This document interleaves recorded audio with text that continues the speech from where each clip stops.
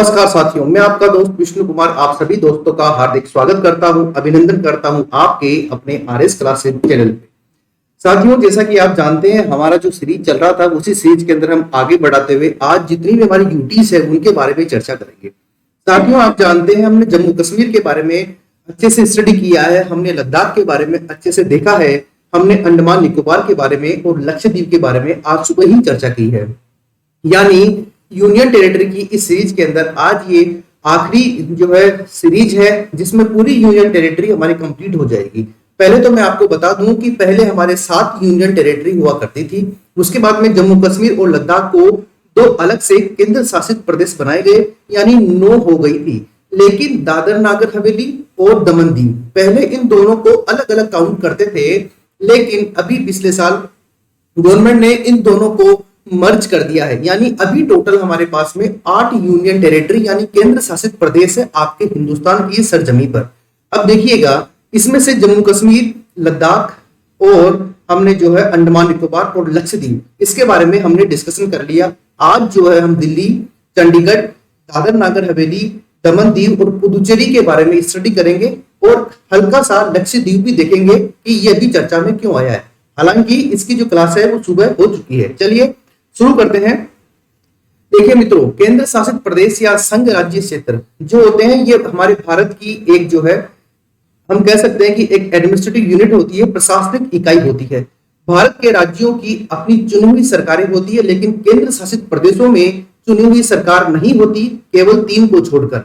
भारत जो सरकार है उसी का यहाँ पर क्या होता है, शासन होता है। राष्ट्रपति हर केंद्र शासित प्रदेश पर एक सरकारी प्रशासक या उप राज्यपाल नामित करता है।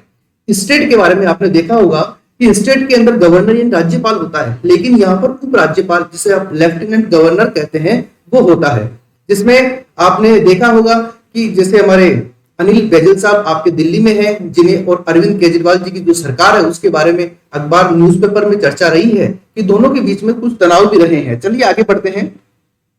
अब देखते हैं कौन कौन से यूनियन टेरिटरी है।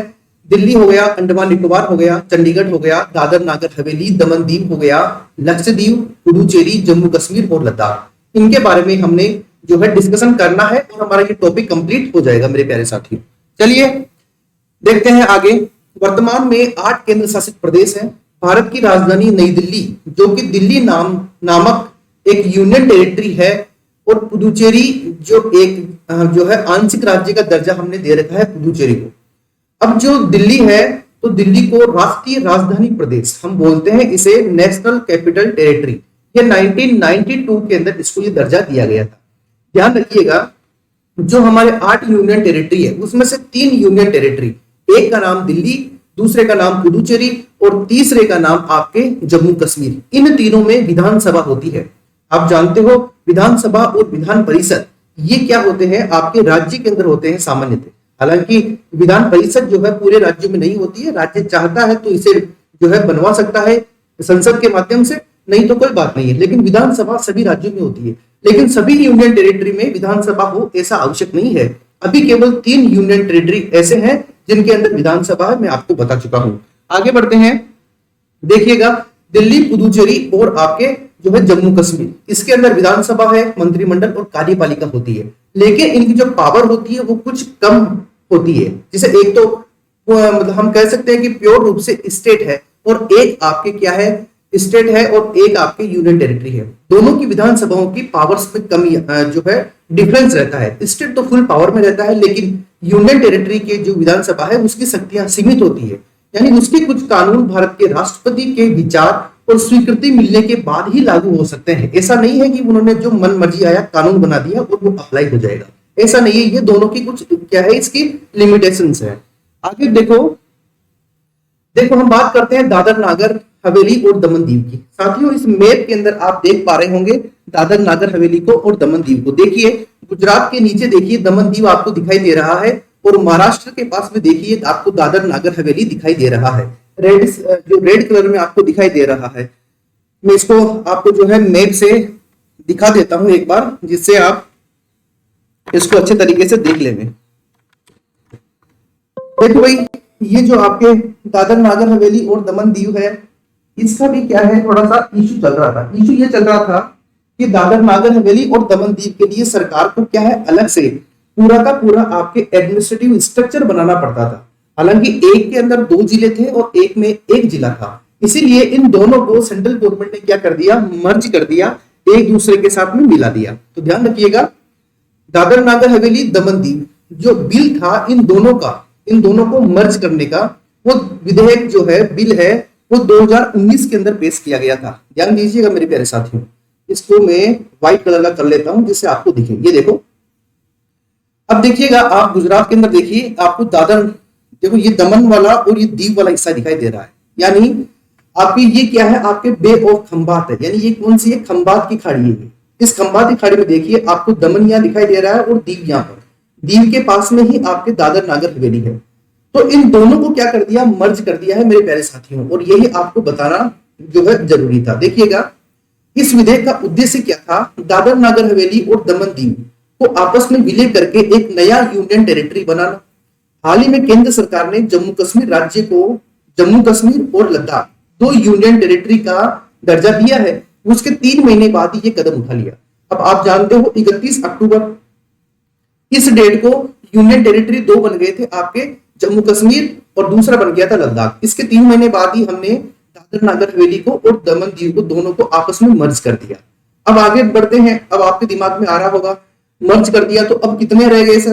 तो भैया पहले कितने थे हमारे पास में, 9 केंद्र शासित प्रदेश थे। आप यूं मानो कि 7 यूनियन टेरिटरी हमारे पहले थे, 1 जम्मू कश्मीर और लद्दाख 2, यानी 9 जो है हमारे पास में यूनियन टेरिटरी हो गए थे। लेकिन इसमें से दादर नागर हवेली दमन दीव को एक साथ कर दिया, यानी एक को हटा दिया, तो अभी हमारे पास में 8 यूनियन टेरिटरी जो है आपके हिंदुस्तान की सरजमी पर इस समय है। तो ध्यान दीजिएगा, दादर नागर हवेली और दमन दीव के मर्ज के बाद में अब इनकी जो संख्या है वो 8 हो गई है। इसी कड़ी में आगे बढ़ते हैं। क्या उद्देश्य था, क्यों विलय किया गया? तो देखिएगा, सेवा दक्षता के अंदर सुधार करना, यानी जो आपके जो सर्विस है, तो सर्विस एफिशिएंसी को बढ़ावा देना, इसका मुख्य उद्देश्य बताया है केंद्र सरकार ने। दूसरा ये बताया कि कागजी काम को कम करना, यानी पेपर वर्क को रिड्यूस करना, और इससे इन दोनों से क्या होगा, वहां की जो सिविलियंस है, जो सिटीजन्स है, उनको सर्विस बहुत बेस्ट मिलेगी। यानी छोटी सी एरिया है तो छोटे से एरिया के अंदर 2-2 आप पूरी प्रशासनिक इकाइयां खड़ी करने का कोई मतलब नहीं है, इनको मर्ज कर दो, एक ही प्रशासक जो है इनको आराम से अच्छे से देख पाएगा। आगे बढ़ते हैं। देखो, गवर्नमेंट की एक थ्योरी है, न्यूनतम सरकार और अधिकतम शासन, यानी गवर्नमेंट कैसे होनी चाहिए, मिनिमम गवर्नमेंट होनी चाहिए और मैक्सिमम गवर्नेंस होनी चाहिए, यानी शासन अधिकतम हो, न्यूनतम सरकार हो। इससे क्या होगा, इससे यह होगा कि अधिकारियों की सेवाओं का कुशलतापूर्वक उपयोग हो पाएगा, और अधिकारी जो है सेवा देने में और वहां की जनता सेवा लेने में, इन दोनों के अंदर ही जो है थोड़ा सा क्लियरिटी ज्यादा आएगी, जिससे जो है सरकार की भूमिका कम होगी और शासन बेस्ट होने लगेगा। हम बोलते हैं ना, गुड गवर्नेंस होना चाहिए। गुड गवर्नेंस की करने के लिए ही गवर्नमेंट ने ये वाला प्रोग्राम सेट किया। आगे बढ़ते हैं। देखिएगा, इन केंद्र शासित प्रदेशों में 2 अलग अलग संवैधानिक व्यवस्था थी, प्रशासनिक व्यवस्था थी, जिससे दोहराव बहुत ज्यादा होता था काम का, सेवा प्रदान करने के अंदर जो है समय ज्यादा लगता था, और धन का जो है वेस्टेज ऑफ मनी, यानी धन का अपव्यय ज्यादा होता था, क्योंकि एक में 2 जिले हैं, एक में 1 जिला, 3 जिले के लिए 2-2 पूरा प्रशासनिक ढांचा रखने का कोई औचित्य नहीं था। इसीलिए सरकार ने न्यूनतम सरकार और अधिकतम शासन, यानी मैक्सिमम गवर्नेंस के आधार पर इसको दोनों को क्या कर दिया, मर्ज कर दिया। वर्तमान स्थिति क्या है, दोनों ही यूनियन टेरिटरी गुजरात के पश्चिमी तट पर स्थित है। मैंने आपको मैप में भी दिखा दिया था, ये दोनों ही यूनियन टेरिटरी यहां पर है, इस जगह पर है। तो गुजरात आ गया, इसका ये वेस्टर्न वाला एरिया है, यहां पर है। अब दोनों में क्या है, केंद्र शासित प्रदेशों में अलग अलग सचिवालय थे। पहले दादर नागर हवेली में केवल 1 जिला था और दमन दीव में 2 जिले थे। अब देखिए 3 ही केवल डिस्ट्रिक्ट है, उनके लिए अलग से पूरी व्यवस्था करने का कोई औचित्य नहीं था। अगर मैं आपसे पूछूं तो आपका भी आंसर अभी यही निकलेगा कि हाँ, ये सही किया, क्योंकि दादर नागर हवेली में केवल 1 जिला और दमन दीव में केवल 2 डिस्ट्रिक्ट, यानी केवल 3 डिस्ट्रिक्ट के लिए अलग से कार्य करने की कोई आवश्यकता नहीं है।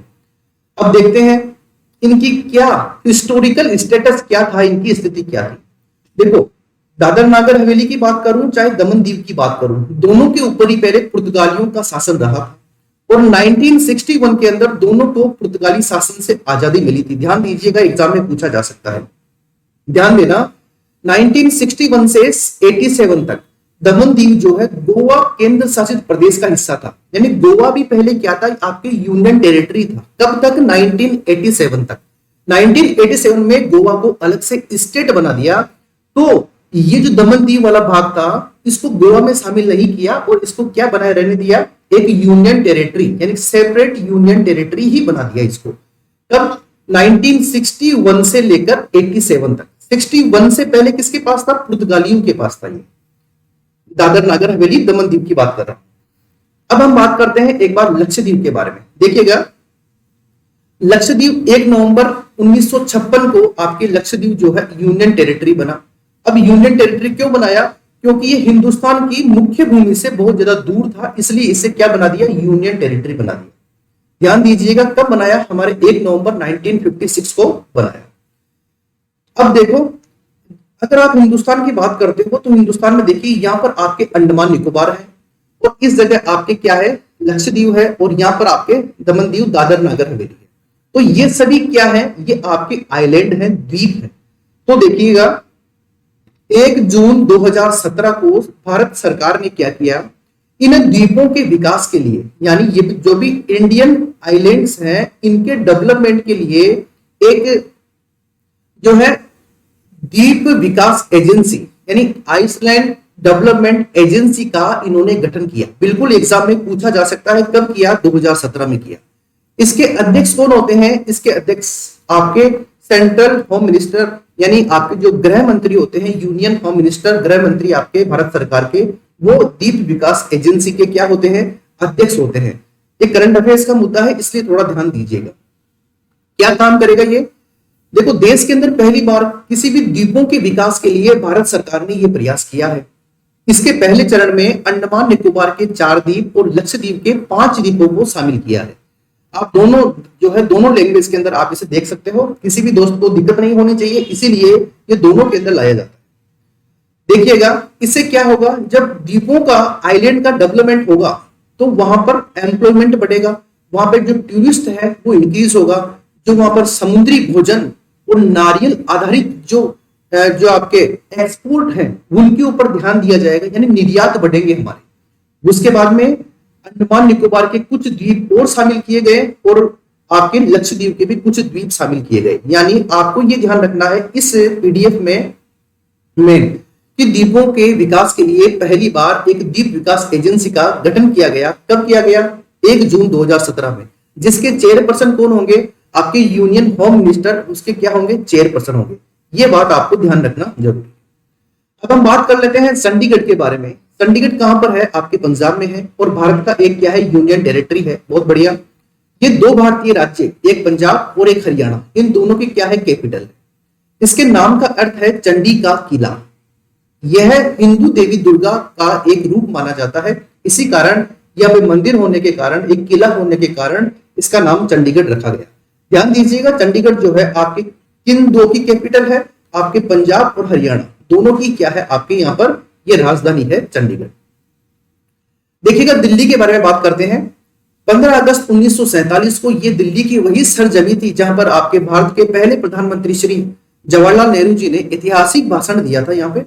और उसी के बाद में देखिएगा, ये दिल्ली जो है देश की राजधानी बनाई। हालांकि देश की राजधानी तो जब गुलाम वंश शुरू हुआ था उस समय ही दिल्ली को जो है देश की राजधानी बना दिया गया था। उसके बाद में 1911 के अंदर फिर जो है आपके दिल्ली जो है राजधानी बनी थी ब्रिटिश काल के अंदर, और फिर भारत के रूप में हम देखें स्वतंत्र देश के रूप में तो 15 अगस्त 1947 को यह राजधानी बनी। स्टेट रीऑर्गेनाइजेशन एक्ट 1956 के प्रभाव में आने के बाद 1 नवंबर 1956 को दिल्ली को यूनियन टेरिटरी बना। यानी दिल्ली जो है केंद्र शासित प्रदेश कब बना? क्या अगस्त 1947 में बन गया था? क्या नहीं बना था। कब बना था? 1 नवंबर 1956 को। कौन से अधिनियम के माध्यम से? आपके जो है राज्य पुनर्गठन अधिनियम 1956 यानी स्टेट रीऑर्गेनाइजेशन एक्ट 1956 के माध्यम से आपकी दिल्ली जो है यूनियन टेरिटरी बन गया था। ध्यान दीजिएगा भाई, कॉपी पेन हाथ में लेके बैठिए, नोट करते रहिए तो ज्यादा फायदा होने वाला है। देखिए 1991 में एक अमेंडमेंट किया गया और दिल्ली को राष्ट्रीय राजधानी क्षेत्र बना दिया। ध्यान रखना, नेशनल कैपिटल टेरिटरी या रीजन, एनसीआर का आपने नाम सुना होगा, तो राष्ट्रीय राजधानी क्षेत्र बना दिया। और 1991 के अंदर दिल्ली को अपनी विधानसभा मिली, यानी दिल्ली में 1991 से पहले विधानसभा थी क्या? नहीं थी। तो फिर कब बनी? 1991 में बनी। कौन से अधिनियम के माध्यम से? राष्ट्रीय राजधानी क्षेत्र का जो अधिनियम बनाया उसके माध्यम से, और उसके बाद में इसे राष्ट्रीय राजधानी क्षेत्र कहा गया इस वाले एरिया को। ये दिल्ली की बात है। अब हम बात कर लेते हैं पुदुचेरी या पांडिचेरी की। देखो इसका नाम पांडिचेरी है पहले, उसके बाद में इसका नाम क्या कर दिया? पुदुचेरी कर दिया। देखो भारत गणराज्य का एक केंद्र शासित प्रदेश है। गणराज्य का मतलब होता है रिपब्लिक ऑफ इंडिया, यानी रिपब्लिक का मतलब क्या होता है आप मुझे कमेंट करके बता सकते हैं, नहीं तो मैं आपको लास्ट में बता दूंगा। देखो पुदुचेरी या पांडिचेरी, पहले नाम था पांडिचेरी, अभी नाम है पुदुचेरी। देखो इसमें कितने डिस्ट्रिक्ट हैं? इसमें केवल 4 जिले हैं, ध्यान रखना भाई, केवल 4 जिले हैं। अब ये चारों जिले कौन से हैं आप यहां पर देख पा रहे होंगे मेरे। थोड़ा आगे बढ़ते हैं, देखिएगा पुदुचेरी का नाम पांडिचेरी, इसके सबसे बड़े जिले पुदुचेरी के नाम पर पड़े, और सितंबर 2006 में पांडिचेरी का नाम आधिकारिक रूप से बदलकर पुदुचेरी कर दिया गया, जिसका तमिल भाषा में अर्थ होता है नया गांव। यानी पहले पांडिचेरी, पुदुचेरी, फिर पांडिचेरी। अब ये जो पुदुचेरी है ये नाम कब बदला गया? ये सितंबर 2006 में इस नाम को बदल दिया गया आपके सरकार के द्वारा। अब आगे बढ़ते हैं। अब ये जो पुदुचेरी या पांडिचेरी है इसके ऊपर किसका शासन रहा पहले? तो ध्यान रखना लगभग 300 वर्षों तक, लगभग आप कह सकते हो ऑलमोस्ट 300 ईयर्स से ज्यादा इसके ऊपर जो है आपके फ्रांसीसियों का अधिकार रहा, क्योंकि फ्रांसीसी भी भारत में आए थे। हालांकि जो ब्रिटिश वाले अंग्रेज थे उन्होंने ज्यादा नेगेटिव रूप से इंपैक्ट किया आपके हिंदुस्तान को, हालांकि ये होते तो ये भी करते, वो अलग बात है। और आज भी यहाँ पर जो है फ्रांसीसी वास्तुकला और संस्कृति को देखा जा सकता है। कहां पर? पुदुचेरी या पांडिचेरी के अंदर, ध्यान रखिएगा। आगे बढ़ते हैं। पुराने समय में फ्रांस के साथ होने वाले व्यापार का मुख्य केंद्र रहा था ये आपके पांडिचेरी। यहाँ पर पर्यटन स्थल जो है महत्वपूर्ण है, सुंदर समुद्र तट और तात्कालिक जो सभ्यता थी वहां अभी भी ये जो है यहाँ पे टूरिस्ट पॉइंट के लिए महत्वपूर्ण, आध्यात्मिक रूप से और धार्मिक दृष्टि से भी ये एरिया बहुत ज्यादा महत्वपूर्ण माना जाता है मेरे प्यारे साथियों। देखिएगा एक बार हम बात करते हैं। देखो इसके अंदर क्या है, इस वाले जो ये पुदुचेरी है ये थोड़ा इंपॉर्टेंट ज्यादा है। क्यों है? क्योंकि देखिएगा ये कौन सा स्टेट आपको दिखाई दे रहा है? आंध्र प्रदेश, और ये आपको YANAM यानी यनम आपको दिखाई दे रहा है। उसके नीचे आप देखिएगा ये तमिलनाडु स्टेट आ गया है। इस तमिलनाडु स्टेट के अंदर देखिएगा आपको पुदुचेरी दिखाई दे रहा है, उसके नीचे आपको कराईकल दिखाई दे रहा है। फिर आप यहाँ पर केरल के अंदर देखिएगा, ये केरल है, अरब सागर की बात कर रहा हूं। यहां पर आपको एक डिस्ट्रिक्ट दिखाई दे रहा है माहे, यानी ये तो माहे है, ये पुदुचेरी हो गया, ये आपके हो गया कराईकल। मैं लिख देता हूं यहां पे कराईकल, और ये हो गया आपके यनम। देखिएगा भाई क्या इंपॉर्टेंट बात है, अगर आपसे पूछे कि ऐसा कौन सा यूनियन टेरिटरी है जिसके 4 जिले हैं, तो ध्यान दीजिएगा ऐसा यूनियन टेरिटरी का नाम आपके पुदुचेरी है। नंबर दूसरा प्रश्न आपसे पूछेगा, आप ये बताइए कि पुदुचेरी जो है कितने राज्यों में फैला हुआ है, तो ध्यान रखना पुदुचेरी 3 राज्यों के अंदर फैला हुआ है। तीसरा प्रश्न पूछेगा कि पुदुचेरी कहां पर स्थित है, बंगाली खाड़ी में या अरब सागर में, तो ये इसके 3 जिले तो आपके बे ऑफ बंगाल में स्थित है, और इसका एक डिस्ट्रिक्ट आपके अरेबियन सी यानी अरब सागर में स्थित है। आपसे पूछेगा कि आंध्र प्रदेश में कौन सा हिस्सा है पुदुचेरी का, तो यनम जो है आपके आंध्र प्रदेश में स्थित है। पुदुचेरी और कराईकल जो है आपके तमिलनाडु में स्थित है, और माहे जो है आपके केरल के अंदर स्थित है। ये थोड़ा सा एग्जाम पॉइंट ऑफ व्यू से महत्वपूर्ण है, तो इसको थोड़ा सा आप स्क्रीनशॉट ले लीजिएगा इसका, और ध्यान रखिएगा एग्जाम में पूछा जा सकता है आपसे। तो ये कुछ खास बातें हुई आपके पुदुचेरी यूनियन टेरिटरी के बारे में। अब मैं बात कर लेता हूं लक्षद्वीप के बारे में। मेरे प्यारे साथियों 1956 के अंदर आपके लक्षद्वीप को क्या बनाया गया था, आपके यूनियन टेरिटरी बनाया गया था। अभी मैं आपको सुबह वाली जो मैंने क्लास ली थी आज की, उसके अंदर मैंने लक्षद्वीप के बारे में बहुत अच्छे से आपको डिस्क्राइब किया है। लक्षद्वीप अभी चर्चा में क्यों है ये डिस्क्राइब किया है। आपको मैंने बताया था कि मिनिकोय, कवरत्ती, अगाती, अमीनी, ये सभी क्या है आपके जो यूनियन टेरिटरी है आपका लक्षद्वीप, इसके अंदर ज्यादा इंपॉर्टेंट रोल प्ले करता है। अब खास बात यह है कि अभी आपका यूनियन टेरिटरी लक्षद्वीप बड़ा चर्चा में रहा है। क्यों, मैं बता देता हूं आपको। इसलिए चर्चा में रहा है क्योंकि दिसंबर के अंदर यहाँ पर एक जो है आपके उपराज्यपाल यानी यहाँ के जो एडमिनिस्ट्रेटर थे वो आए, उनको अपॉइंट किया गया। नाम है प्रफुल्ल पटेल साहब। जो श्री प्रफुल्ल पटेल साहब है, ये आपके गुजरात के अंदर जब मुख्यमंत्री थे आपके माननीय श्री नरेंद्र मोदी जी, उस समय ये गृह मंत्री हुआ करते थे आपके गुजरात के। उसके बाद में दादर नागर हवेली और दमन दीव का इन्हें प्रशासक नियुक्त किया गया। अभी दिसंबर के अंदर इन्हें लक्षद्वीप का प्रशासक नियुक्त किया गया।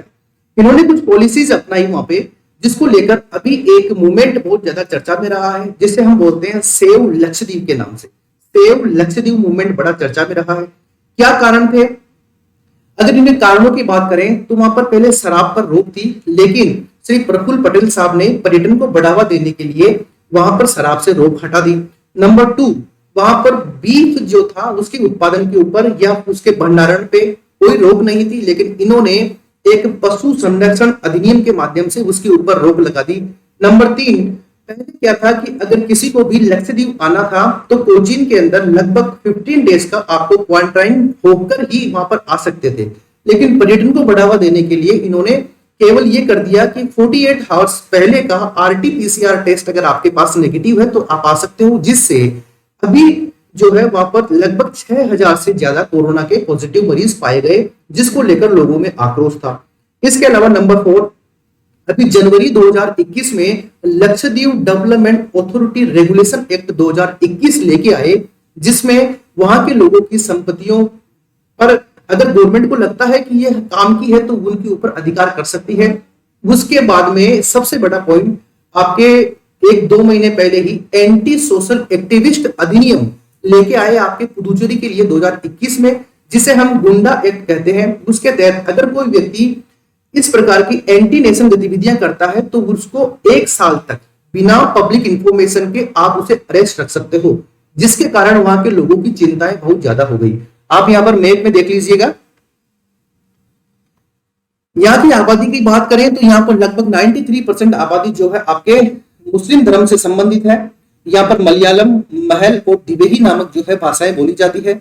यहाँ पर एसटी ज्यादा है, एससी बिल्कुल भी नहीं है। 2011 की जनसंख्या के अनुसार यहाँ की इकोनॉमी जो है वो यहाँ पर मछली पालन पे, रस्सी बनाने पे, नारियल उत्पादन पे, इनके ऊपर डिपेंड है। और आपको बता दूं मैं, ये जो आपके जैविक कृषि के लिए है, इस पूरे लक्षद्वीप को जैविक कृषि के लिए भारत सरकार ने डिक्लेयर कर दिया है। जैसे आपके जो ऑर्गेनिक फार्मिंग है उसके लिए सिक्किम को पहला स्टेट बनाया है पूर्ण रूप से ऑर्गेनिक, तो उसको आपके लक्षद्वीप को भी ऑर्गेनिक एग्रीकल्चर के लिए 100% डिक्लेयर कर दिया है। इसके अलावा हम बात करें कुछ और खास बातें, ये जो आपके मतलब ये जितने भी इन्होंने प्लान लगाए हैं वहां पे प्रफुल्ल पटेल साहब ने, उसका मुख्य उद्देश्य ये रहा कि ये जो प्लान्स हैं ये इसलिए लगाए गए हैं कि भारत को मालदीव के जैसा, भारत का जो लक्षद्वीप है उसे मालदीव के जैसा बनाए। दोनों लगभग समान है क्षेत्रफल में, लेकिन फिर भी आपके जो मालदीव है बहुत ज्यादा डेवलप हो रखा है और आपके ये वाला एरिया डेवलप नहीं हुआ है। इस बात को लेकर लोगों में क्या थोड़ा रोष ज्यादा आ गया और उसी की वजह से जो है ये नेगेटिवली इम्पैक्ट जो है सबके सामने रहा। और इसी कारण वहां के जो लोग हैं वो एक कैंपेन चला रहे हैं जिसे आप बोलते हो सेव जो है सेव लक्षद्वीप के नाम से। ये देखिएगा कुछ हेडिंग्स मैं आपको बता देता हूं। सुबह वाली क्लास को डिटेल से अगर लक्षद्वीप देखना चाहते हैं तो मेरी आज सुबह वाली जो क्लास है उसको देख लीजिएगा। यहाँ पर केवल मैं छोटी सी बात बता रहा हूं आपको। देखो लक्षद्वीप पर विवाद हो गया, बीफ बैन कर दिया गया, इसके लिए विवाद हो गया और लक्षद्वीप के लोग ट्रेंड करवा रहे हैं सेव लक्षद्वीप के नाम से। अब देखो प्रफुल्ल पटेल साहब के बारे में मैंने आपको बता दिया, सेव लक्षद्वीप के बारे में बता दिया, शराब के सेवन पर रोक हटा दी गई, पशु संरक्षण का हवाला देकर बीफ उत्पादों पर प्रतिबंध लगा दिया गया।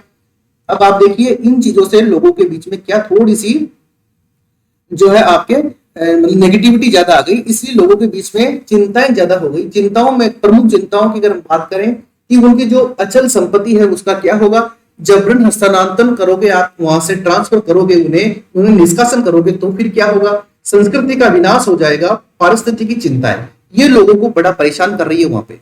उसके अलावा prevention of anti social activist act लगा दिया। देखो किसी भी व्यक्ति को बिना 1 साल तक इन्फॉर्म करे आप जो है उन्हें जेल के अंदर रख सकते हो, इसलिए लोगों के अंदर ज्यादा रोष है और ये आपका लक्षद्वीप है। तो मेरे प्यारे साथियों ये मैंने कुछ आपको खास खास बातें बताई किसके बारे में, लक्षद्वीप के बारे में। अगर आपसे पूछे 8 डिग्री चैनल जो है किन दो देशों के बीच में है, तो बताइएगा मालदीव और भारत में लक्षद्वीप का एक आइलैंड है मिनिकॉय के बीच में है। अगर आपसे पूछे 9 डिग्री चैनल किसके बीच में है, तो मिनिकॉय और लक्षद्वीप के बीच में आपके 9 डिग्री चैनल है। हालांकि मैंने इसका डिस्कशन आपसे पहले भी कर लिया था मेरे प्यारे साथियों। ये मेरा टेलीग्राम चैनल है। पूरी यूनियन टेरिटरी की पीडीएफ प्राप्त करने के लिए t.me/rs classes by Vishnu Jangid जो है आप इस पर ज्वाइन कर सकते हो, जिससे आपको क्या है ये पूरी की पूरी पीडीएफ मिल जाएगी। और आप लोगों ने इतना प्यार दिया इसके लिए आपको धन्यवाद है। Thank you so much, thank you for watching. आप मेरे साथ लगातार जुड़ रहे हैं, बहुत अच्छी बात है ये। और मेरे प्यारे साथियों, ये मैंने आज आपको पूरा का पूरा सीरीज कंप्लीट करवा दिया है। कौन सा सीरीज? यूनियन टेरिटरी का। अब कल जो है आपके बायोस्फीयर रिजर्व वाली क्लास आएगी शाम को 5 बजे, और 12 बजे आएगा एक ताजा तरीन टॉपिक अपडेट के साथ में, जो कि इश्यू भी होगा और आपके एग्जाम पॉइंट ऑफ व्यू से महत्वपूर्ण भी होगा। आप इसे लाइक, शेयर और सब्सक्राइब कर दीजिए, अपने दोस्तों को शेयर कर दीजिए। अगर ये चीज अच्छी लग रही है तो फिर इसे आप फैला सकते हो। और जो अगर आपको इसमें टॉपिक देखना हो या पढ़ना हो, तो आप मेरे टेलीग्राम चैनल पे मैसेज कर सकते हो, जिससे उस टॉपिक को भी हम कवर कर लेंगे। मेरे प्यारे साथियों, अपना ध्यान रखिएगा, अपनों का ध्यान रखिएगा और अपने पड़ोसियों का ध्यान रखिएगा, क्योंकि आप जो है एक जिम्मेदार देश के जिम्मेदार नागरिक हो। आज के लिए इतना ही। जल्दी ही मिलते हैं कल 12 बजे और कल शाम को 5 बजे। इंतजार रहेगा मुझे आपका और आपको मेरा। तब तक के लिए नमस्कार, जय हिंद, जय भारत।